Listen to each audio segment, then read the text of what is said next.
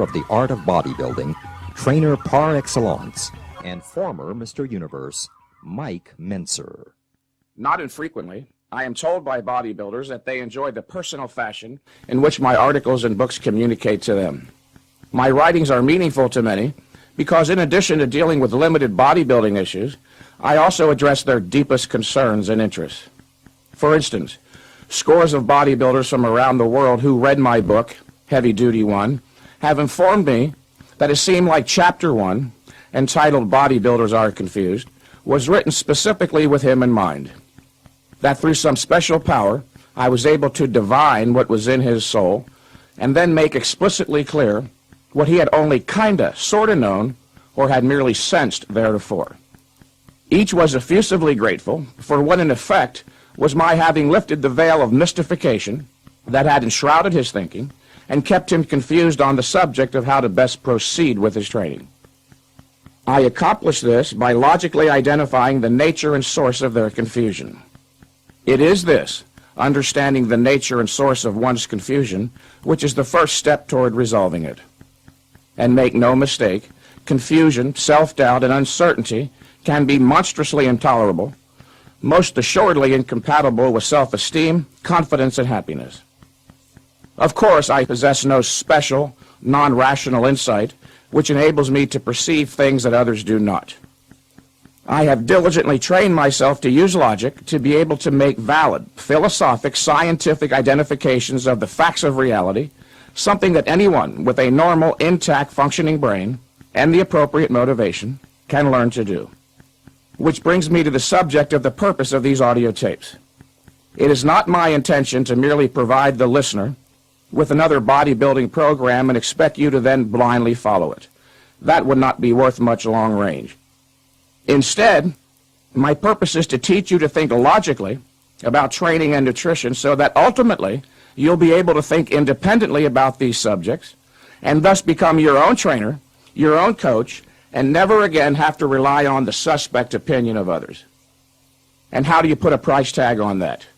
That would be of inestimable value, for as wonderful as it may be to have a well-developed physique, without the ability to think logically and effectively about a subject that you have been passionately committed to, you are in effect consigning yourself to living as one half of a human being, a muscular individual who can't even think about that which is of enormous concern and interest.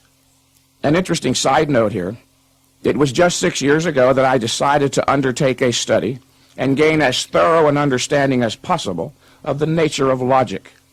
I did so to improve my thinking on all important issues, including the theory of high-intensity training.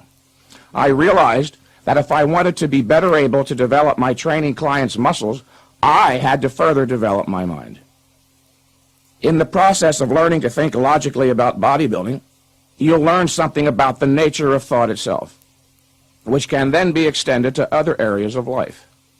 And with continued effort and study, you'll soon make the delightful discovery that you've been developing your intellectual range and thereby maturing as a human being should. The practical result is that you become a more efficacious individual with considerable dominion or control over his being. Why not consecrate this moment to that goal of not just actualizing your full muscular potential, but to the constant active expansion of your knowledge to an ever-widening range of achievement, including the reaching of your full human stature, which can be accomplished only by learning how to think properly, logically, not merely about the best manner in which to proceed with your bodybuilding, but about all of the crucial fundamental issues of human existence.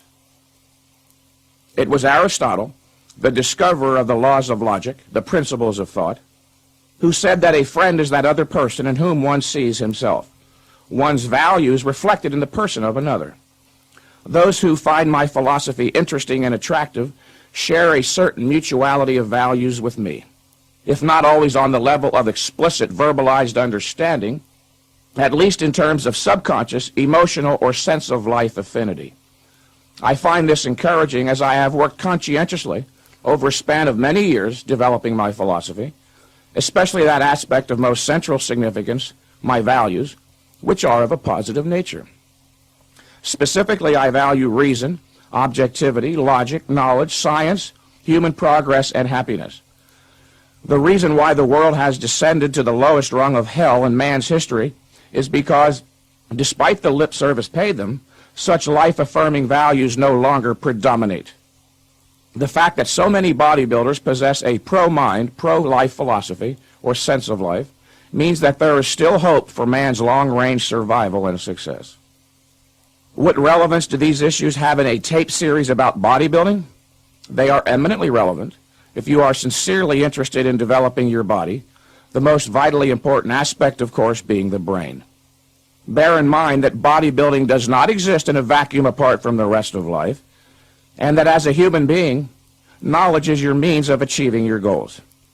So, of course, the greater your knowledge, the greater your ability to reason, the more likely you'll achieve your goals.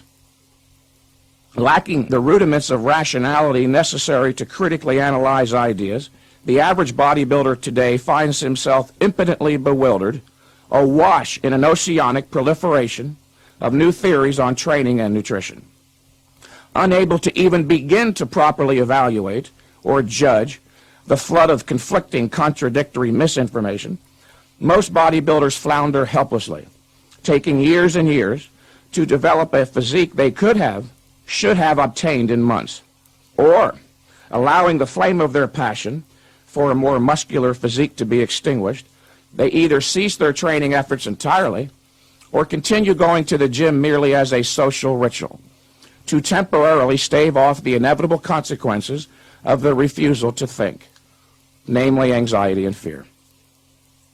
Just a few days ago, while explaining to one of my local training clients the reasons for working out only once every 4 to 7 days, a man in his mid-30s, whom I've seen in the gym training every day for years, and with nothing to show for it, had apparently overheard my explanation and intoned, "Mr. Mentzer, what you just said about training so infrequently sounded intelligent and logical, but if I don't train every day, what else am I going to do with my time?"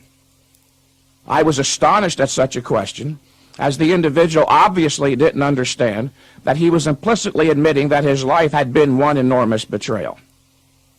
"Why, sir," I responded, "I might suggest a number of things for your consideration. Read a novel or philosophy book by Ayn Rand. Learn the laws of logic. Translate what you had merely sensed about the nature of existence into an explicitly verbalized philosophy of life. Why, you might even study neuroanatomy and physiology. Yes, neuroanatomy and physiology. I'm always amazed at how much human beings take for granted their sacred existence. Or take up a trade, enroll in a class, go to the movies, take walks in the park. You might even learn about the true nature of romantic love. In short, you might seek to actualize your human stature." He scratched his head and said half-heartedly, "Yeah, I suppose I could find something to do." As a microcosm of the culture at large, the bodybuilding subculture, too, exhibits an appalling lack of respect for truth, knowledge, logic, and rationality.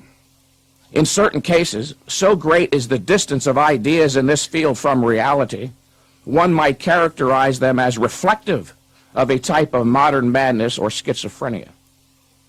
For instance, the premise that there is no such thing as overtraining, only undereating.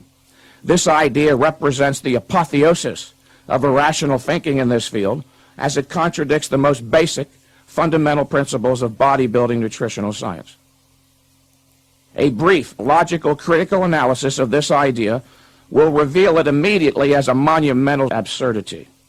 The notion that there is no such thing as overtraining, only undereating, implies that if you will only agree to overeat, then you can infinitely extend the limit to which you can train to stimulate the body to grow. And this simply is not true, because the supply of biochemical resources used up in the process of training to induce growth stimulation is, of course, strictly limited and cannot be restored instantaneously, which would have to be the case for this assertion to have any merit, no matter how much or how often one eats. Therefore, the amount of training one may engage in before it becomes overtraining is strictly limited. And if it were possible to infinitely extend the degree to which growth could be stimulated through the indefinite extension of training time and of the amount of food consumed, there would already be a legion of bodybuilders whose muscular development would far exceed that of Dorian Yates, as most bodybuilders today are chronically, grossly overtrained and overnourished. Despite being touted as the science of modern bodybuilding, very few have engaged in any rigorous scientific thinking on the subject. In fact, the legitimate scientific medical community has long looked upon weight training rather gingerly, only recently according it a minuscule respect. The actual value of bodybuilding goes largely unnoticed because of the preponderance of low-grade mentalities controlling it. Unlike the hallowed researchers and practitioners of Western theoretical medical science, who rightfully pride themselves on exacting intellectual standards and noble ethical principles, too many of those involved in the sport industry of bodybuilding, and to a significant degree exercise science, have no explicit intellectual standards, and worse, their degree of control has emboldened them such that they actually take pride in violating ethical principles with promiscuous abandon. Unfortunately, too many of the self-styled experts in this field not only fail to make a nominal effort to stay apprised of the latest state-of-the-art knowledge, they actively evade such knowledge and even work diligently to suppress valid ideas that would help people to achieve greater progress, as well as to protect their health. Sheer innocent ignorance is one thing, but the conscious evasion and willful suppression of life-enhancing knowledge is another. The motive of such people is the irrational desire to project and protect an image of incontestable superiority and omniscient infallibility. Such only serves, of course, to make them look ridiculously pathetic and to pose a threat to the young and innocent who are apt to be duped by the crude sophistry of these not-so-big big shots. When someone establishes himself as an authority in bodybuilding or nutrition, or any other arena involving human well-being, that individual has an enormous ethical responsibility to do everything within his power to keep abreast of the latest word in human thought in that field. So there is absolutely no excuse for the bodybuilding orthodoxy, after 50 years, to continue promulgating the notion that more is better, advocating that bodybuilders train for hours a day, 6 days a week. This, I submit, is really obscene, as the dangers of overtraining have been described and well documented for decades. My goodness, the issue is human well-being. What does it take to make some people indignant? While those I just described should be censored heavily, they are instead among the most successful in this industry. Some may recall from my book Heavy Duty One that just as there are those individuals who do not tolerate exposure to high-intensity sunlight stress as well as others, with albinos, Scandinavians, and light-skinned people at the far left end of the continuum, and dark-skinned types and Negroes at the other, so there exists a similar situation with regard to individual exercise stress tolerance, with those who don't tolerate exercise stress well at one extreme, and those who do at the other. To advocate that all bodybuilders, or any for that matter, should train for hours a day is like suggesting that everyone, without regard for genetic considerations, should expose themselves to the intense summer sunlight at the equator for 2 hours. And when I speak of the dangers of overtraining, it is not merely that overtraining is counterproductive in that it hampers your training progress. It may be life-threatening, as the recent research of Dr. Kenneth Cooper indicates. This is not so difficult to understand when you consider that intense weight training is a form of stress on the human physiology. And who has to be reminded that we are all rather delicate and vulnerable as living organisms? It only stands to reason that chronic, gross overtraining could inordinately tax the overall physical system and possibly result in a breakdown where there might be a weak link such as the glandular system. Dr. Cooper, in fact, attributes the lymph cancer of Lemieux, the hockey great, as well as that of Marty LaQuarrie, the distance runner, to overtraining. While the science of productive bodybuilding exercise is not infinitely complex, there's considerably more to it than the childlike simplistic notion that more is better. As children, many gain the notion that more jelly beans are better than less, then carry that unchecked, unchallenged premise through life, and misapply it to many subjects, such as bodybuilding science. In fact, if you reflect for a moment, you'll realize that the more is better jelly bean premise is wrong too. Beyond a definite limited point, jelly beans make you sick, fat, and may cause dental problems. The premise more is better is actually an ethico-economic principle, i.e., more money, more knowledge, more values are better than less. One cannot take a principle from ethics or economics and apply it blindly to another context, such as bodybuilding, and expect any meaningful results. The premise more is better means precisely that. More is better means more is better. Look at the implicit logic, listener. There is a built-in guarantee. If 20 sets are good, 40 sets are even better, and 80 sets better still. You can't lose. The more exercise you perform, the better your progress. Again, it's a built-in guarantee. So why not just take off of work for 3 months, train 18 hours a day, and you'll reach Mr. Olympia caliber. You see now how useful logic is. It is man's method of gaining knowledge, which is, again, his means of survival, and is therefore that of most fundamental importance in human life. Man is not an instinctual creature. Instincts are a form of knowledge that are hardwired into animals, and therefore guide them automatically and unerringly. Man is a conceptual being who gains and uses knowledge only by a volitional cognitive effort. And it is because one must exercise his power of choice, exert a specific effort of will, to initiate and sustain a process of thought, that many don't do it.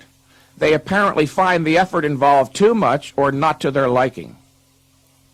Having been brought up in an anti-rational culture, many are not taught to value logic and thus never achieve intellectual self-sufficiency, i.e., the ability to think rationally and to judge independently. They have uncritically accepted faith as a means of knowledge. And faith is the antithesis of reason. It is the blind acceptance of ideas for which there is no rational proof or sensory evidence. And they were taught to judge not, or the secular version, to keep an open mind.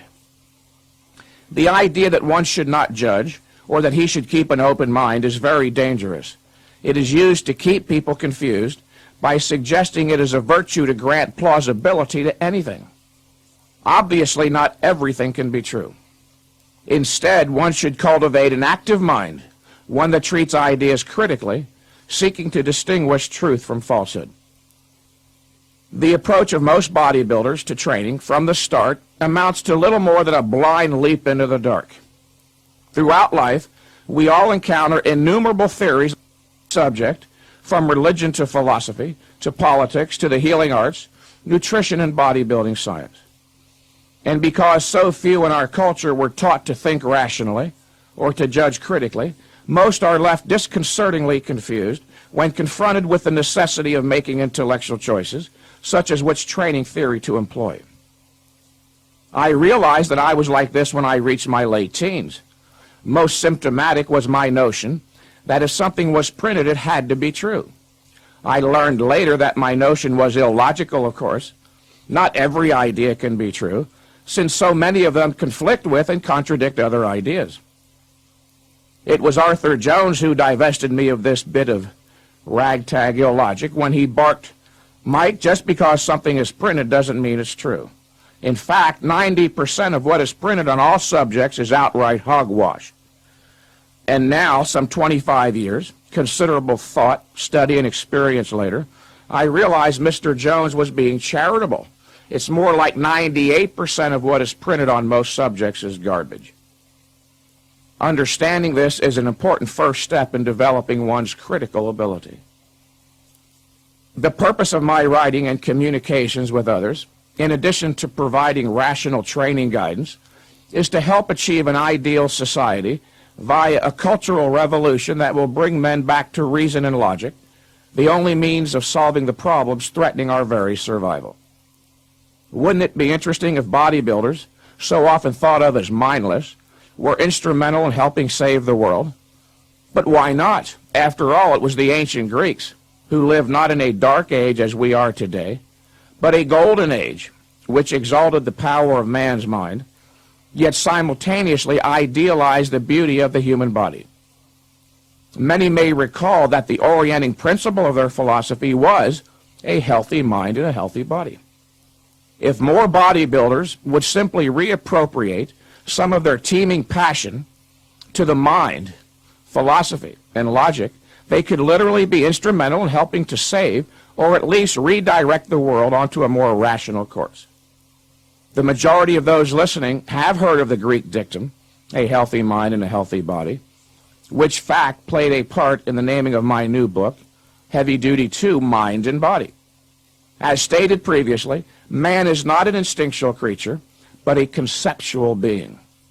The power or health of an individual man's mind is directly proportional to his conceptual range, i.e., the number of concepts his mind has integrated, how well he understands their exact meaning, and the number of logical connections he has made among them. As a human being, you have no choice as to whether you need a conceptual grasp of reality, that is a philosophy. To quote Ayn Rand on this matter, your only choice is whether you define your philosophy by a conscious, rational, disciplined process of thought and scrupulously logical deliberation, or let your subconscious accumulate a junk heap of unwarranted conclusions, false generalizations, undefined contradictions, undigested slogans, unidentified doubts, wishes, and fears, thrown together by chance, but integrated by your subconscious into a kind of mongrel philosophy and fused into a single solid weight. Self-doubt, like a ball and chain where your mind's wings of confidence should have grown. Close quote. The purpose of a proper study of philosophy is to gain a fully defined and consistent view of life based on a clear, first-hand understanding of objective principles. A firm intellectual grasp of objective principles is an absolute requirement to learn to think and judge independently, and thereby enable one to achieve rational goals. The most important principle one need grasp to achieve dominion over his being and to achieve his goals, whether he desires to develop larger muscles, a successful business, or a happy marriage, is the law of causality or cause and effect. It was philosophy's discovery and explicit statement of the law of causality that provided man with the intellectual base that made for the vast superiority of Western culture and its control over reality as expressed through the achievements of mathematics, medicine, physics, engineering, and all other sciences. The law of causality states that an entity can act only in accord with its own nature and cannot act otherwise. Or, a rock cannot fly, a muscle cannot grow without the imposition of the requisite stimulus, and man cannot properly exist as anything other than man, i.e., the rational animal. Those who do not possess an explicit understanding of philosophic fundamentals, such as cause and effect, have a very difficult time achieving their goals. Lacking aware of the role of fundamental principles in guiding one's life, they are, for the most part, emotionally driven instead of conceptually directed. They seem to operate on the fuzzy notion that if their mere desire to achieve a goal is strong enough, such will suffice. And having never made it a policy to check for inappropriate mental habits, they semi-consciously resort to the unchallenged premise, more is better. If stated in words, their attitude would be, I want big muscles so badly, if I persevere and go to the gym religiously for hours every day, eventually I'll achieve my goal. After all, everything I've read and heard in the culture suggests that if I'm relentless, if I remain a slave to my art, through sheer dint of unrelenting effort, I must succeed. Well, the joke is on them, how pathetically wrong they are. We live in a reality that is an objective absolute.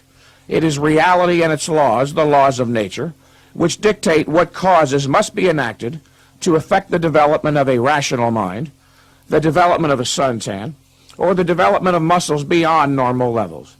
Neither a wish, a whim, a hope, or dream is sufficient to cause a muscle mass increase. Neither is the application of a false idea or theory blindly accepted. This is the end of side 1. Please turn over the tape at this point To continue with side 2. A person exposed to the sun's ultraviolet rays at the equator in summer would have no slightest concern that the intensity of the stress would be high enough to threaten the physiology sufficiently as to cause an adaptive response, a suntan.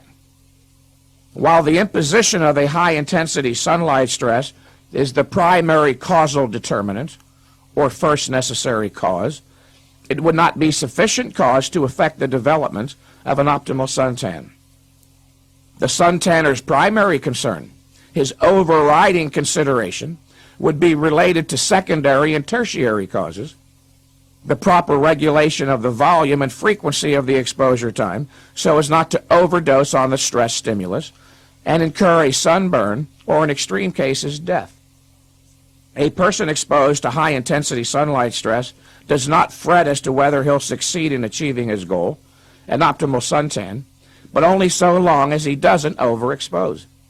Bodybuilders utilizing the blind, non-theoretical volume approach to training do fret continuously over the prospect of ever developing their muscles because they know absolutely nothing about the nature of the causes required to affect the development of muscles beyond normal levels.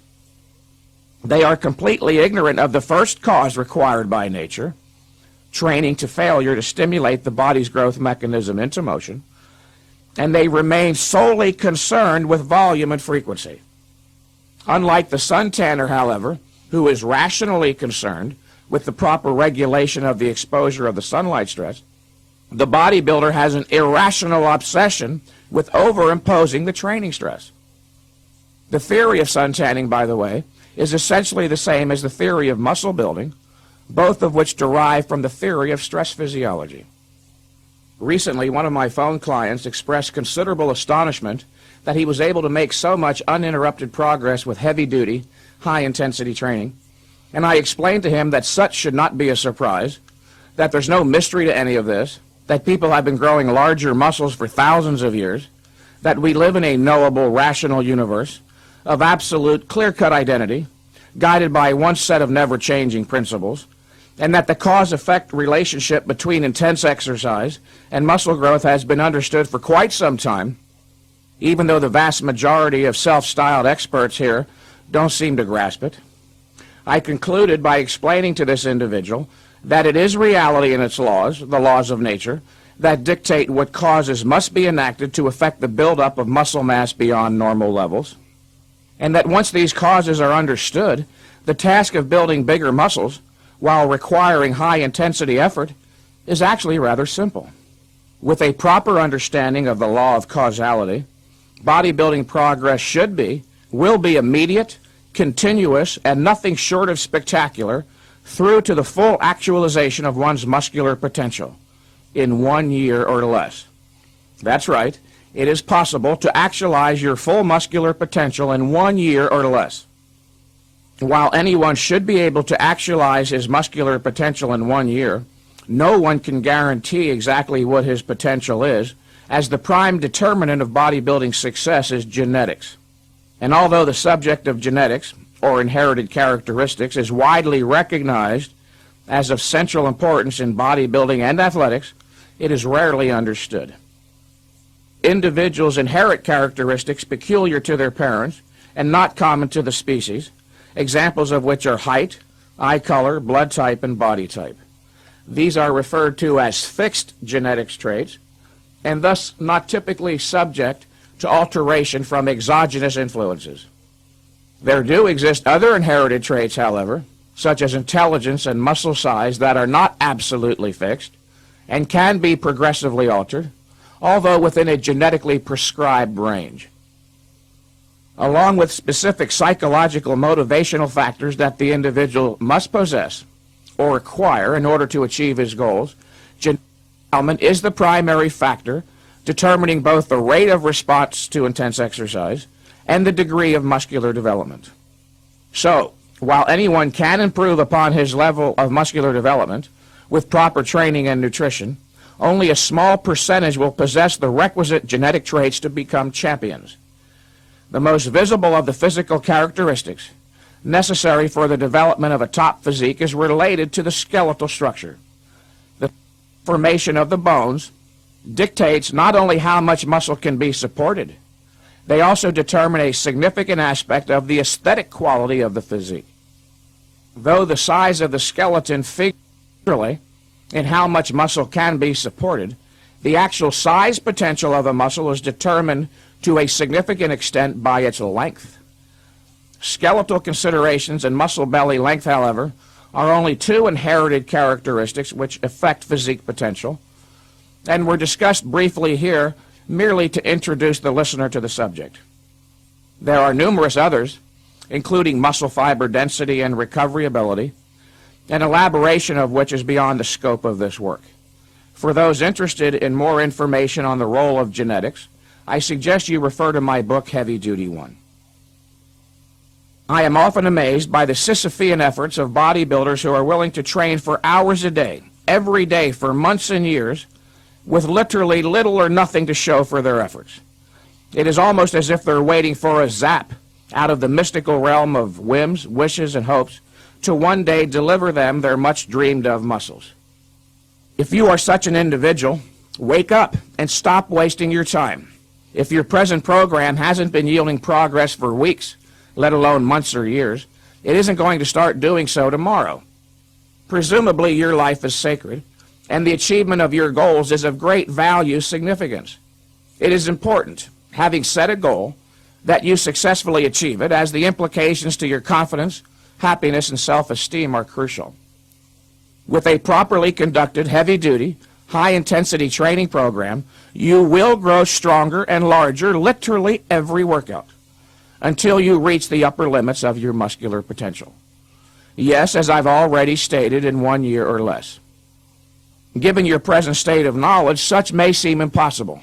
But remember, it wasn't all that long ago that the great American unwashed thought we'd never get to the moon. Impossible, they said. Of course, without any knowledge of the scientific principles of cosmology or astrophysics, reaching the moon might seem like an insurmountable task. And without the knowledge of the scientific principles of high-intensity anaerobic exercise stress physiology, yes, the idea that you could actualize your muscular potential in 1 year or less would seem impossible. Let me remind you that man has not only been to the moon, but he has gone and returned safely many times. Sending a man to the moon is an enormously complex task or goal, requiring the application of theoretical knowledge from a constellation of intellectual disciplines, including mathematics, physics, medicine, biology, physiology, electronics, engineering, computer technology, to name a few. If we can send a man to the moon and return him safely every time, we should be able to succeed with every one of our missions to the gym here on Earth. In fact, it should be a cakewalk compared to a moonwalk. Another reason, in addition to my logical identifications of the facts of reality, why I'm able to communicate on a meaningful level with bodybuilders is quite simply because I am a bodybuilder myself. Many of the hopes, dreams, doubts, and fears you may have experienced as a bodybuilder, I've experienced too. So, while it is true that we are all unique as individuals, each in possession of an unrepeatable, irreplaceable personality, it is also true that as human beings we share many things. This brings to mind another statement from Arthur Jones, the man who taught me not only much of considerable value about the nature of exercise, but also about thinking in human beings. On the subject of shared experiences and issues, Mr. Jones said, "Mike, if you want to understand others, merely look inside of yourself."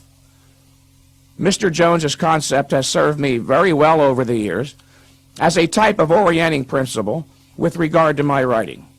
When searching for a subject or issue to serve as a topic for an article, I would merely invoke Jones's dictum and ask myself, okay, look inside of yourself with regards to this matter, identify and isolate what you find most relevant, interesting, and exciting as both a bodybuilder and a human being, and others will find it likewise. Those shared matters are referred to philosophically as fundamental issues. A fundamental issue, dear listener, is one that pertains to all members of the species, an inescapable part of human existence. Examples of fundamental issues are, is the world knowable, or is it mysterious and unknowable? Are reason and logic man's sole means of gaining knowledge, or are emotions superior means of cognition? Is man a rational, efficacious being, capable of success and happiness, or is he a congenital incompetent, doomed to perpetual doubt and despair? Is the struggle to gain knowledge and learn how to think for myself worth it, or is obeying and pleasing others more important? Should I passively accept the dominant culture's values, or should I look outside the culture to the grand-scale context of the history of ideas for something better? Whether one should work to develop a more muscular body is not fundamental, for the issue does not inevitably arise in the course of a normal human life. What is fundamental is whether it is proper to strive for goals at all. And as a title winner, I'd be the last to suggest that developing a more muscular physique is not a worthy goal. A muscular physique, however, is not a viable substitute for a mature mind. That is, a mind with a conceptual grasp and intellectual understanding of the fundamental issues of human life. While you are free, dear listener, to evade the effort and responsibility required to learn how to think and judge independently, and thus deal successfully with that which is of most fundamental importance in human life, you are not free to evade the consequences.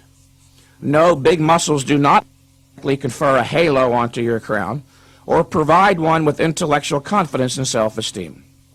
I have known a number of top bodybuilders, men of extraordinary muscular development, who suffered from profound lack of self-esteem, who, despite all their trophies and the public adulation, were riddled with self-doubt and beset by psychological conflicts they had no slightest clue how to resolve.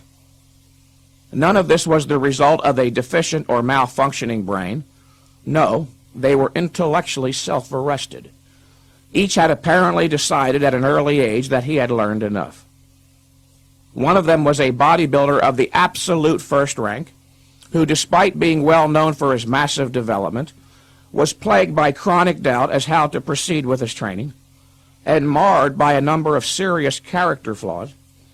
While training at Gold's Gym, where I conducted my personal training business, this individual befriended one of my clients, a rank beginner with no muscle to speak of. I was surprised to learn later that the heavily muscled champ had called my client on a number of occasions, once at 3 in the morning, to ask if there was really any merit to this heavy-duty, high-intensity training, and whether or not he should forsake the volume approach and give it a try. Many make the unwarranted assumption that the top bodybuilding champs must be experts on the subject of exercise. After all, they have the muscles. It is a mistake, however. One cannot cite the apparent success of a couple of dozen of top bodybuilders as indubitable proof that a certain training approach is effective or superior. If one were to look back through the course of their training careers and calculate the hours, months, and even years of wasted effort, time during which they made no progress, one would have to question whether their achievement could properly be termed success at all. You'd conclude by scratching your head and wondering, didn't these men have anything better to do with their time? And many apparently did not. The champ mentioned above, for instance, never gave much time to thinking about his moral character and his development. I can clearly recall a couple of instances in Gold's Gym where this imposing giant of muscle used his greater size to intimidate others of lesser physical stature, once because a person accidentally got in his way while walking to the water fountain for a drink between sets. And I know from an unimpeachable source that there were those who helped this individual financially to get his business started. Their largesse was motivated by sheer benevolence and goodwill, yet were never paid back. It was also widely rumored that he regularly beat up his girlfriends when they didn't wait on him hand and foot precisely as he pleased, which may or may not be true. Obviously, the point is, big muscles are not the measure of a man. As much as these tapes are about the human body and its improvement, they are also about the mind and its improvement. Why would an audio tape series on bodybuilding also be about the mind? Because human intelligence, of course, is what makes it possible to understand anything at all, including exercise, bodybuilding science, and that which is most interesting. and that, of course, is us. We, the members of the species man, the divine spark in the great chain of being, the highest of all living species on earth. It has been averred all too often that bodybuilders are dumb or stupid, which simply isn't true, as evidenced by the number of phone calls I receive from intelligent bodybuilders every day. These include people from all walks of life, such as medical doctors, lawyers, physicists, stockbrokers, students, and tradesmen, all who happen to be bodybuilders as well. I will not talk down on the assumption that the listener so lacks intellectual depth that he is incapable of exercising the mental effort required to integrate knowledge of a higher order. Nor will I insult your intelligence by expecting you to accept anything I say simply because I've won a few bodybuilding contests. It is only on the basis of grasping the logical truth of an argument that one should agree. I will not bore you with the type of intellectual pablum or garbage you've read so often in some of the muscle magazines. In case you hadn't noticed, the vast majority of articles written on the subject of training consist of little more than a series of arbitrary, out of context, biblical-like commandments. Thou shalt perform 4 sets of this exercise, and thou shalt perform 5 sets of that one. Why? Blank out, no reason, no logic. The realm of the intellect is more demanding than the average bodybuilding writer recognizes, and that formulating a valid, non-contradictory theory of training requires knowledge of the nature of human physiology, as well as knowledge of the nature of man's mind, and his method of using it, logic. A mere passionate discharge of the arbitrary contents of one's subconscious onto a piece of paper is just that, intellectual vomitus. As a man of reason, I act only on the basis of understanding the reasons for doing something, as all mature adults should, and that is what these tapes are about. A reasoned, principled approach to bodybuilding, one that can be learned by anyone willing to exercise the required mental effort. I presume, after all, that you purchased these tapes because of your enthusiastic desire to be a successful bodybuilder, whether to actualize your muscular potential for personal reasons, or to be Mr. New England, Mr. Midwest, or Mr. Olympia, and that you already understand that the basis of a rational approach to bodybuilding, or any other arena of endeavor, is the recognition that only the specific, appropriate knowledge can lead one to engage in the purposeful action required to achieve a goal. No, the material on these tapes is not infinitely complex, but it's not intellectual pablum either. Why not cast aside all other concerns for now, get intense mentally, focus on the logic of my ideas, and once and for all clear up any and all confusion? Then you will be able to proceed with the greatest power possible to a human being, the power of certainty. It only stands to reason that a serious bodybuilder should want to know that the ideas guiding his training efforts are true ideas. And how will he ever come to distinguish true ideas from false ideas unless he learns something about the nature of ideas, or knowledge? To settle for anything less than certainty about the truth of the ideas guiding you in the pursuit of your life's goals is to abdicate your most fundamental responsibility as a human being and leave your life literally to chance. I entered into a personal renaissance of my own once I began a serious formal study of philosophy and learned something about the nature of knowledge.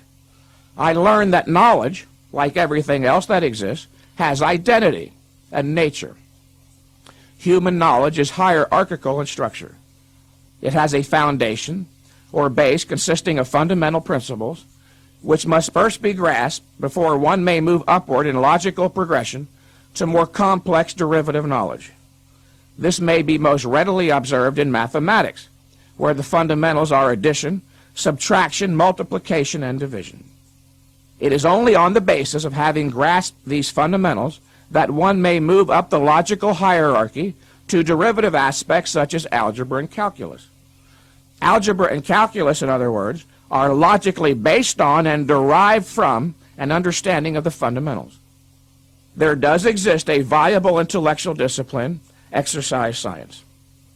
On tape number 2, I will explain the logically interdependent hierarchy of ideas that make the context of bodybuilding science, again, so that you may learn to think logically about the subject and go on to confidently and successfully achieve your bodybuilding goals. Before concluding, however, I am going to address one important issue which will serve as a direct prelude to the material on tape 2. And it has to do with the near universal confusion that exists with regard to the fact that there can only be one valid theory of proper productive bodybuilding exercise or any other subject. This confusion is centrally responsible for most of the failures in bodybuilding, and I can tell you unequivocally, without a doubt, more fail to achieve their bodybuilding goals than succeed. Most bodybuilders make the mistake of approaching the subject of training with the idea that all training theories have some merit or are of equal validity. Then they waste precious, precious time, frantically trying one after the other in the hope that someday, somehow, some way they'll find one that works. And as a result, few bodybuilders achieve their goals.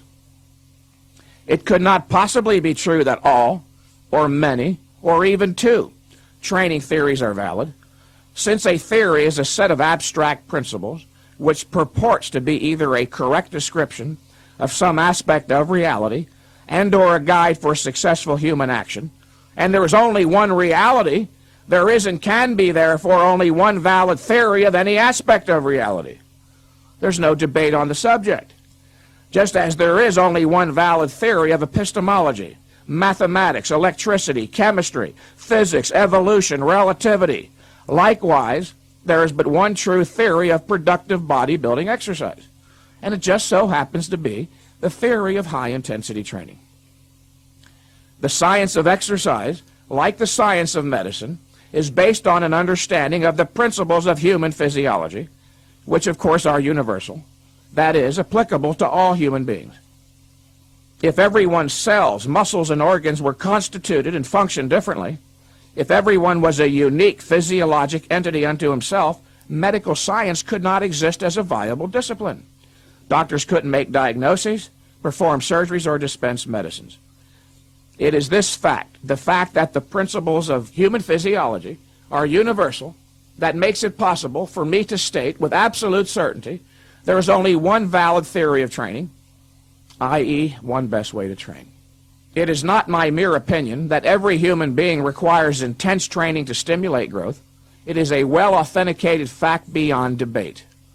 And because the magnitude of the toll on the body's limited recovery ability made by high-intensity training is enormous, such training must be brief and infrequent to allow for the production of an increase.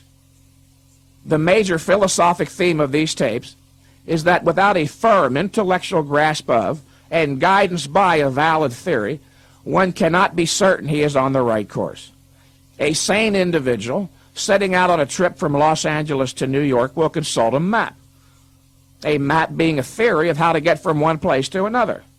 Without it, he would get lost, lose whatever certainty and motivation he may have had, and terminate his effort along the way. Knowledge, like any other value, has to be gained through a volitional effort. Anyone smart enough to learn the ABCs, write a sentence, or read a book can, with enough effort, integrate and make use of the knowledge contained on these tapes. It's not likely that you'll get it on the first listening, however, so listen to the tapes repeatedly until you do have a firm grasp. This is the end of Tape 1. Please go on to Tape 2, The Fundamentals of Muscular Development.